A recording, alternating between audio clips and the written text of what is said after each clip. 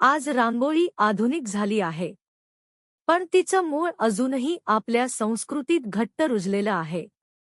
पूर्वी रांगोळी ही रोजची साधना होती. आज ती एक कला, एक छंद आणि एक ओळख बनली आहे. आजच्या पिढीने रांगोळीला नवे रंग, नवे आकार दिले, पण शुभतेचा भाव मात्र कायम ठेवला आहे. रांगोळी काढताना हातासोबत मनही शांत होतं. ती आपल्याला संयम, एकाग्रता आणि शिस्त शिकवते. अनेक रांगोळ्यांचे डिझाईन्स यंत्र, मंडल आणि पवित्र भूमितीवर आधारित असतात. म्हणूनच रांगोळी फक्त दिसायला सुंदर नसते. ती सकारात्मक ऊर्जा निर्माण करते.